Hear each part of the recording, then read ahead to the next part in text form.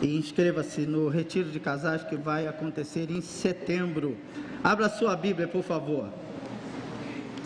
E é para abrir mesmo sua Bíblia. Se pode abrir ou acessar a sua Bíblia, porque também tem gente com Bíblia no celular.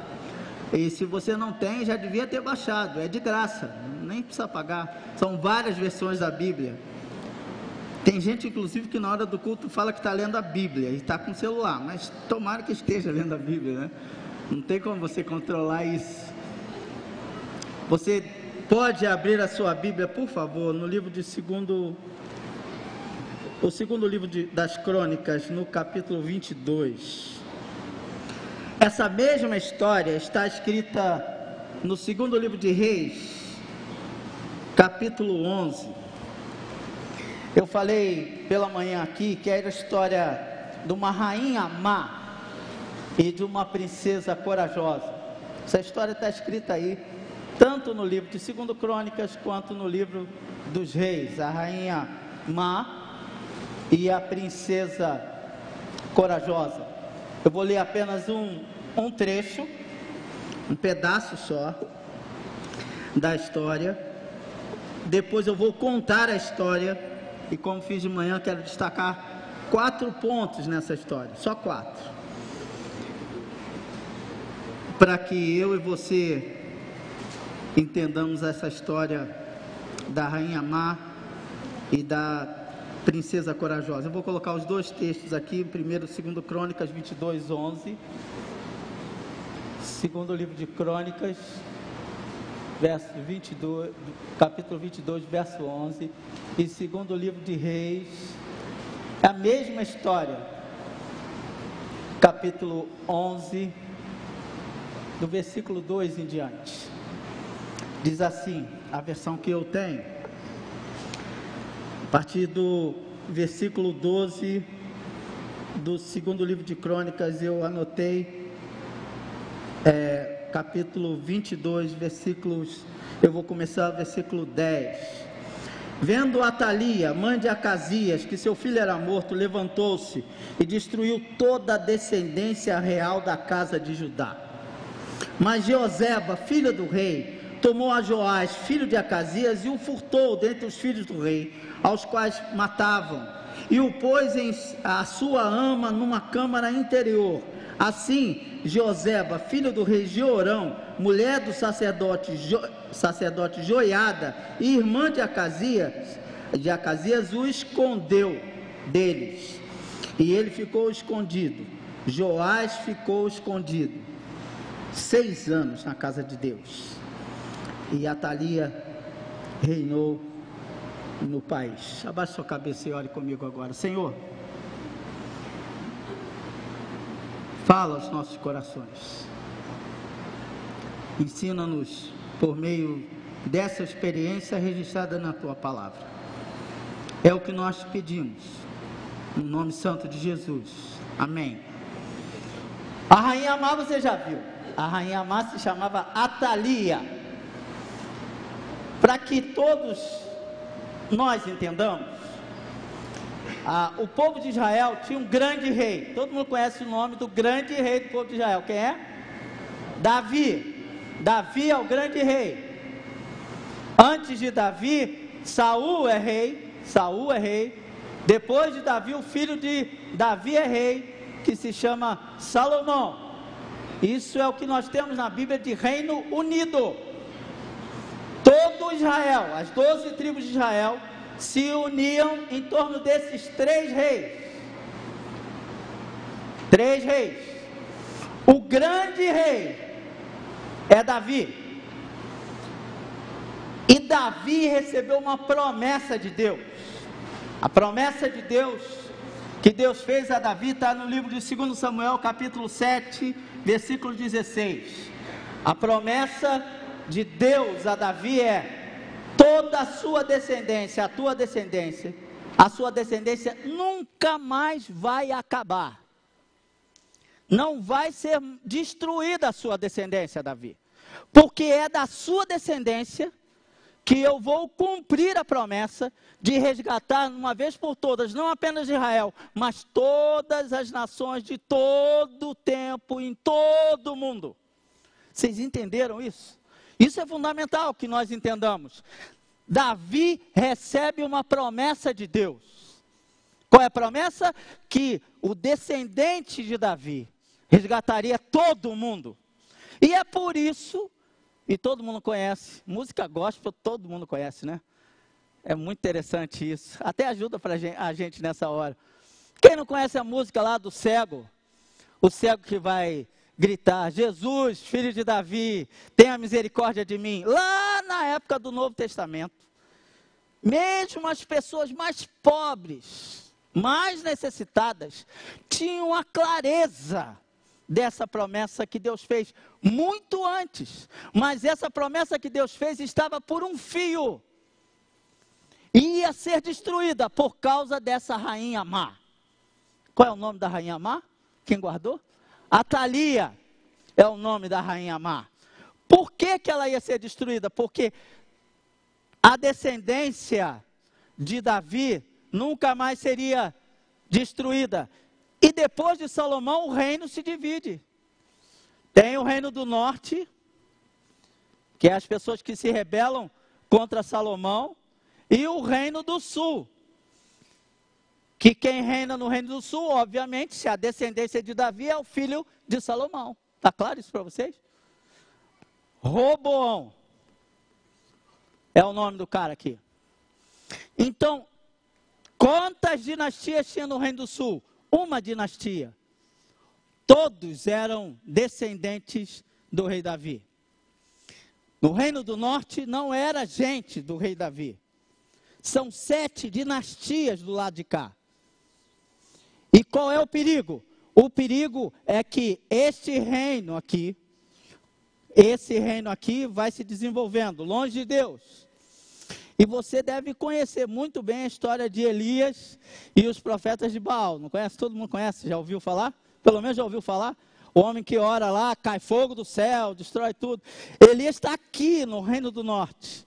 Quem era o grande vilão na época de Elias? Uma mulher, que todo mundo sabe. Jezabel é o nome da mulher. Quem era Atalia? Filha de Acabe e Jezabel.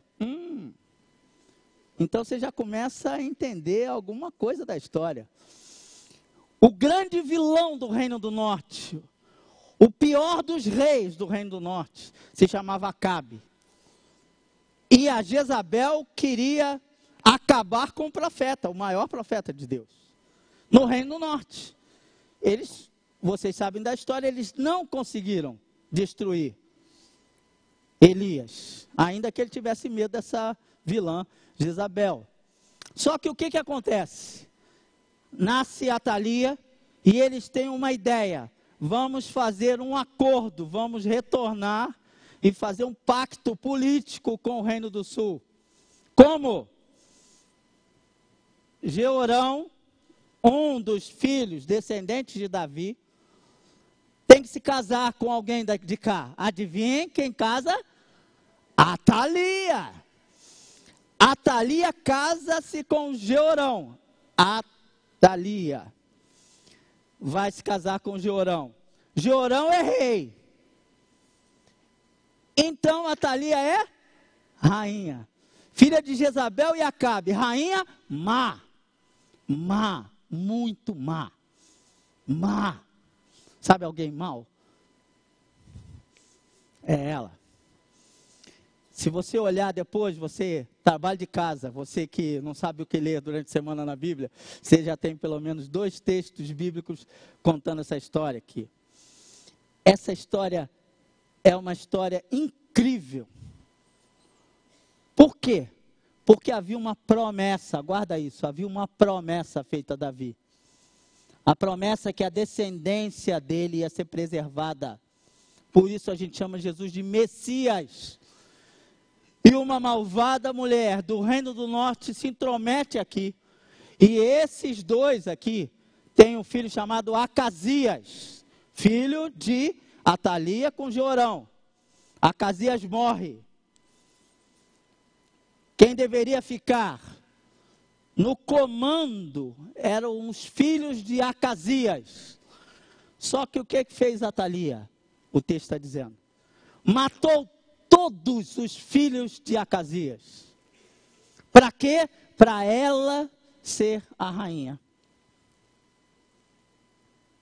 E isso destruiria o quê? Uma promessa feita por Deus. Ora, se não existe mais descendência de Davi, cadê a promessa de Deus? Acabou. Essa história tem a ver conosco, nós que já abrimos o coração para Jesus e chamamos, como cantamos aqui, que Jesus é o rei dos reis. Como ele seria o rei, o grande Messias, se a promessa tivesse sido quebrada? Só que Atalia não sabia que não existia apenas uma promessa, mas existiam pessoas que acreditavam na promessa de Deus. Pessoas que temiam ao Senhor. Pessoas que criam no pacto do Senhor. Você está me entendendo, não está? Quem são essas pessoas? Bem, deixa eu fazer aqui, só para você entender, Acasias. Ninguém está entendendo nada, mas tudo bem. Você está entendendo o que eu estou rabiscando aqui sem parar. Acasias, então, morre. E Atalia vai ficar no lugar. Atalia. A rainha má. Se você acha que a bruxa da Cinderela é má, essa mulher é pior. Ela é danada. Porque se ela mata todos os descendentes, de alguma forma era ligada, ela tinha ligação de sangue com isso. Ainda que o filho dela tivesse várias mulheres, não é? Mas ela tinha pelo menos um jeitinho ali meio de vó. Uma avó de adoção, uma avó adotada que mata todos os seus netos, porque quer o poder. Só que ela não sabia que uma irmã de Acasias pegou um menino. O nome dessa princesa é Jeoseba, que havia casado com um sacerdote, Joiada. Quando ela viu a terrível mãe de Acasias matar todo mundo, ela preserva um menino,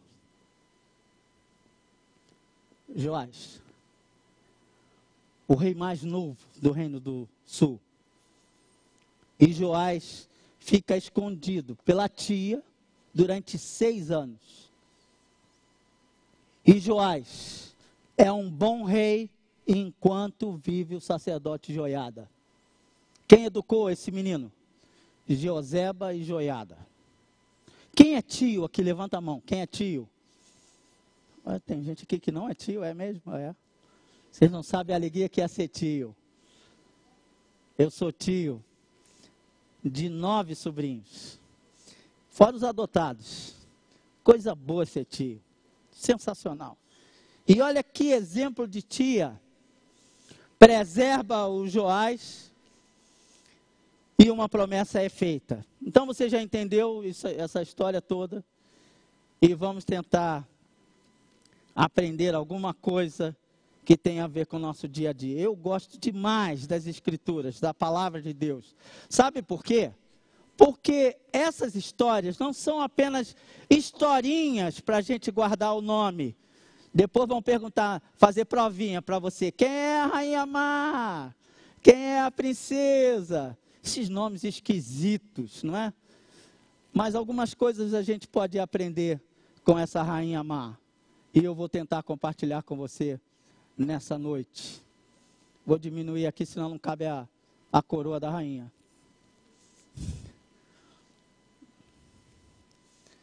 Vamos fazer isso aqui.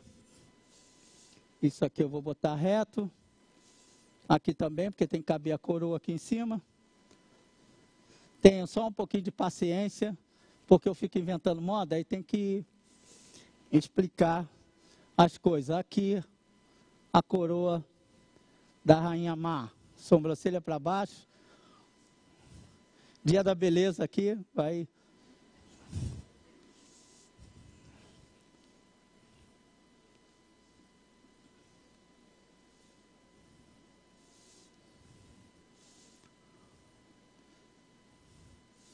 meia rainha da Disney, mas fazer o quê, né? Só para ser didático para você. Por favor, preste atenção. 4 coisas eu preciso destacar nessa história. A primeira delas, o que eu falei para você aqui, é que há promessa, havia promessa. E existe promessa no dia de hoje. Isso valia para eles lá, para Jeoseba e Joiada, os tios de Joás. Havia uma promessa, e agarrados nessa promessa, eles fizeram o que fizeram. Há uma promessa, nós acabamos de cantar. Deus promete grandes coisas conceder a qualquer que peça, crendo que há de obter. Quem segue a Cristo está agarrado a uma promessa. Agarrar-se a uma promessa é ter fé. Você entendeu isso? Então a primeira coisa que eu aprendo com a história dessa rainha má, tá feia para chuva, viu? É que a promessa, há uma promessa, continua havendo promessa, mas há uma promessa que estava por um fio, não é? Por que a promessa não se rompeu? Porque tinha Jeoseba, porque existia Joiada, porque existia gente fiel à promessa, que não tinha medo de enfrentar a dificuldade. Há promessa, continua havendo promessa. Depois eu vou falar das promessas que Deus faz. Porque tem muita gente que se ancora em promessa que Deus nunca fez. Tem um hino do cantor cristão, diz: Deus não promete honras nem riquezas, mas Ele diz, contigo eu estarei. Isso Ele promete, e o que Ele promete, Ele cumpre. Não se iluda, como falou o irmão Jorge aqui, com promessas distorcidas. Se Deus não prometeu, Ele não tem compromisso. Mas se Ele prometeu, Ele cumpre a sua palavra integralmente. Há promessa, mas há Jeoseba, mas há Joiada. E é só por isso que a igreja permanece. Sabe por quê? Porque essa gente crê. E Hebreus capítulo 11 mostra pessoas de fé, pessoas que tinham esperança. Se você olhar todo o texto, você vai perceber que o povo estava sem esperança. Estava topando qualquer negócio. Estavam acertando qualquer acordo se o dinheiro estivesse no bolso, se a comida estivesse no prato. Mas quem tem promessa e se agarra a uma esperança, faz as coisas acontecerem. Que Deus é esse que a gente teme, mas a gente não se agarra às promessas dele? Que Deus é esse que está do outro lado de um balcão e você ora que pede que ele te atenda os seus pedidos? Não é assim que funciona. Uma das promessas de Deus: quem quiser vir após mim, negue-se a si mesmo. Tome a cada dia a sua cruz e me siga. Porque aí é promessa: quem perder a sua vida, vai ganhar. Quem parece assim, vou seguir a Cristo, vou perder a minha vida, não vai não, tolinho. Porque Jesus, que é o dono da vida, nos prometeu vida e vida de verdade, não essa vidinha mais ou menos. Então há promessa, mas graças a Deus, a esperança. Quem disse para você que é por causa de movimentos políticos que nós vamos ficar arrasados? A história da Bíblia, a história da igreja é repleta de gente, de esperança, de histórias assim. Na sua vida deve ter. Você está aqui hoje, eu duvido que você não passou por dificuldade. E que você achou que não iria atravessar aquele momento, e você está aqui hoje, nessa noite, nessa igreja, buscando esse Deus que promete e que alimenta a esperança através de pessoas que o temem. Mas eu gosto demais dessa história, porque a esperança estava, se a maldade estava com uma mulher, fez isso porque toda a sua descendência do lado de Acabe foi destruída por Jeú. Então ela falou, já que eles destroem todo mundo lá, eu destruo todo mundo aqui. E Deus falou, chega, basta disso. Porque tem Joseba e tem Joiada. Meu Deus, como eu peço ao Senhor que existam Josebas e Joiada no povo de Deus. Porque o mundo é podre. Nossas crianças, começamos esse culto cantando e depois orando para que Deus abençoasse nossas crianças. Tem Joseba e tem Joiada. Gente que acolhe, que protege, que educa, que tem esperança de futuro.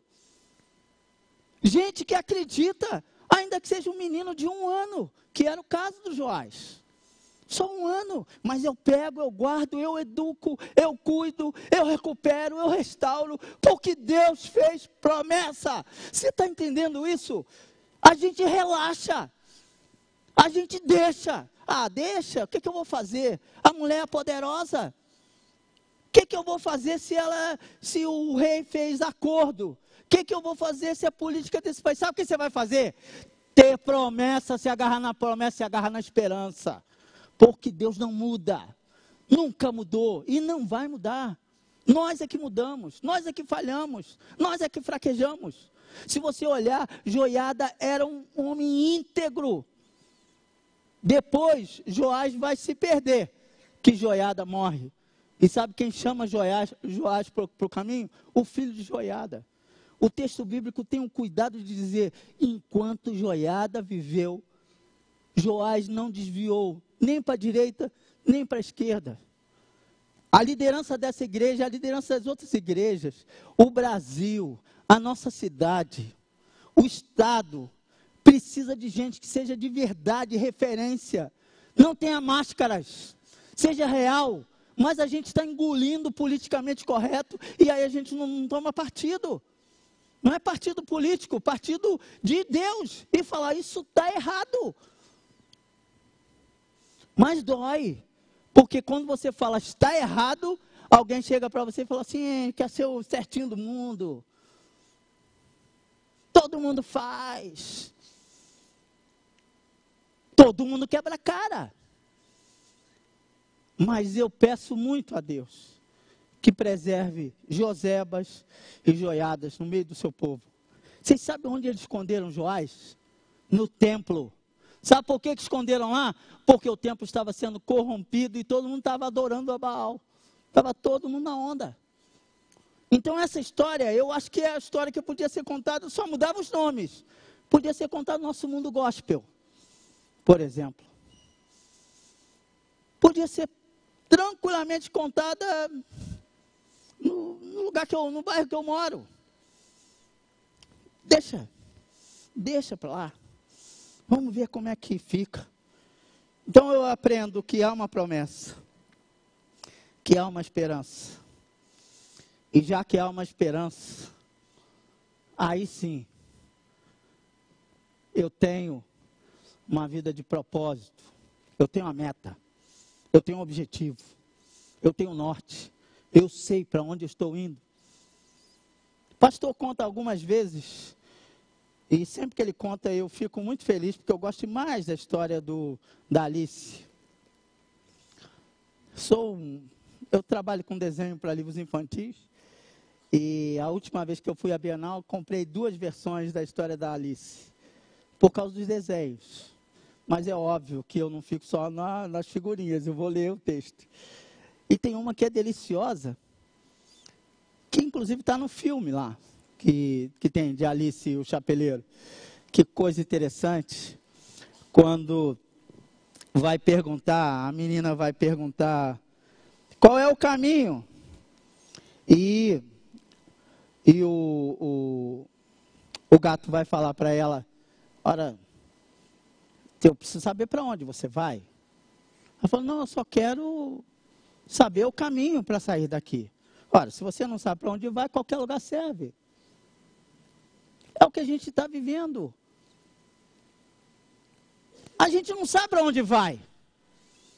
Isso lembra vocês algum texto bíblico? me lembra Tomé. Senhor, nós não sabemos para onde vais, como nós podemos saber o caminho? Qual é a resposta de Jesus? Eu sou o caminho. Ele é o caminho. Se há esperança, se há uma promessa, se eu me agarro a essa promessa, eu tenho esperança. Se eu tenho esperança, eu tenho motivo para viver. Eu tenho um sentido para a vida. Eu tenho razão para a existência. Mas olha que coisa interessante. Se há uma promessa, essa promessa alimenta a minha esperança. Essa esperança define meu propósito. Então, eu assumo um compromisso. Porque se eu não assumo um compromisso, isso é só conversa. Eu assumo um compromisso, portanto, eu assumo os riscos. Eles estavam escondendo um filho de Acasias, que a grande rainha malvada, Atalia, queria matar. Vocês imaginem, quem já conviveu com criança, e hoje a gente foi almoçar, e tinha uma criança agitadíssima na outra mesa. E vocês sabem, criança agitada não fala, estou agitada. Ela faz o quê? Ela grita, ela chora, ela berra. Eu estava quase falando, dá de mamar para essa criança, mãe, pelo amor de Deus, me deixa comer minha picanha e tal. Está difícil. Aí o pai saiu com a criança do colo, eu fiquei imaginando isso, falei, gente, o que foi para Jeoseba e Joiada ficar escondendo aquele menino 6 anos? 6 anos cuidando, educando uma criança que era a esperança da promessa de Deus se cumprir. A gente ora e acha assim, ora que melhora. Não, claro que melhora, mas não é assim no estalar de dedos. Há que ter um compromisso com isso que você chama de fé. Tem promessa? Ok, tem promessa. Eu me agarro à promessa, eu tenho esperança. Se eu me agarro à esperança, eu tenho sentido para a vida, eu tenho um propósito. Se eu tenho propósito, eu tenho compromisso. Por isso, eu tenho uma vida cristã de verdade, comprometida com o reino. Não é discurso, não é conversinha. É um Deus que me salvou, mas que eu sei que ainda que eu passe pelo vale da sombra da morte, Ele está comigo. Percebe a diferença? Desafios. Que você pense nas promessas de Deus. Porque se tem promessa e você se agarra nela, você tem que conhecer as promessas. Vou falar rapidamente algumas delas. Deus nos prometeu dar paz. João capítulo 14, versículo 28. Jesus prometeu e disse, deixo-vos a paz, a minha paz vos dou. Não vou lá dou como o mundo a dá. Não tenham o coração angustiado, atribulado. Creiam em Deus. Creiam também em mim. Na casa de meu pai há muitas moradas. Eu vou preparar um lugar para estar com vocês sempre. Isso é promessa. Eu me agarro a isso. E isso alimenta a minha esperança. E isso firma o meu propósito. E eu falo igual o embaixador do rei. Meu propósito está firme. Eu tenho um compromisso no que eu faço, nas minhas escolhas.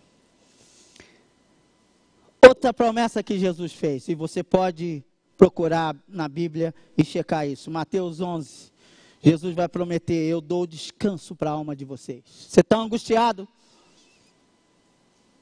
Entregue-se a Ele. Ele vai dar descanso para a sua alma. Porque o jugo dele é suave, o fardo dele é leve. Não é que você não vai ter jugo, não é que você não vai ter fardo, mas vai ser mais leve do que esse que você carrega. Percebe? Deus prometeu na pessoa de Jesus e Ele está cumprindo o que Ele prometeu. Sabe outra coisa que Jesus promete? Alegria. João capítulo 16, versículo 22. Jesus fala que ele é a própria alegria. Paulo descobriu isso. Por isso que ele vai dizer, eu sei a razão do meu contentamento. Eu tenho certeza, eu sei em quem tenho crido. Estou certo que é poderoso para guardar o meu dia, aquele dia até o final. Sabe outra coisa que Deus prometeu? Responder orações. Ele prometeu isso. Eu estou começando a entender isso. Ele prometeu responder as minhas orações. Não do meu jeito. Mas como um pai que ama o seu filho, ele diz, Hudson, eu não vou fazer isso. E eu pergunto, por quê? Algumas vezes ele diz, outras vezes, confia, espera. É assim que funciona. Que evangelho é esse que nós estamos vivendo? Sem compromisso, sem ética, sem comportamento. Que compromisso de evangelho é esse que a gente não sustenta a causa de Deus? Não entendo. Não consigo entender. Desafios. Ainda mais, Deus nunca nos prometeu facilidade. Ele disse, no mundo vocês vão ter aflições. Mas tenham ânimo. Eu venci o mundo. A gente também não precisa ter medo. Sabe por quê? Todo medo que nós temos é medo da morte. E Jesus venceu a morte. Que coisa extraordinária. Jesus venceu a morte. Não nos prometeu sucesso absoluto. Mas nos prometeu o céu inteiro. E a presença dele conosco. A cada dia. Antes de cantarmos, eu quero desafiar você. Se há promessa, creia na promessa. Se há esperança, seja você a esperança para esse mundo que nós estamos vivendo. Eu escrevi isso para mim. Isso aqui é minha agenda. E os pontos, vocês estão vendo aqui, ó, estão escritos para mim. Essa aqui é a minha rainha, não é aquela ali não. Está escrito aqui, seja você, Hudson, a esperança para esse mundo. E eu tenho que falar para você, seja você a esperança, seja você o Joiada, seja você a Jeoseba, que cuida, que preserva a promessa, que alimenta a esperança. Terceiro, viva com um propósito, dê sentido à sua vida. Sabe, a palavra Marte, um dia desse eu estava falando na classe, não é a pessoa que morre, porque a gente pensa assim, a Marte é o Marte do cristianismo. Não, é a pessoa que tem um propósito na vida. Ora, se ela tem o propósito, e você quer que ela abra mão dos propósitos, não. Se ela não tem o propósito, ela não tem sentido para a vida. Se ela não tem sentido para a vida, ela está disposta a morrer. É simples assim. Ora, se eu tenho um propósito na vida, se eu arranco esse propósito, eu não tenho para que viver. Meu propósito, eu aprendi com o embaixador do rei. Meu propósito está firme, eu sou o embaixador do rei. O Senhor em quem confio, dá-me plena paz. Eu sei.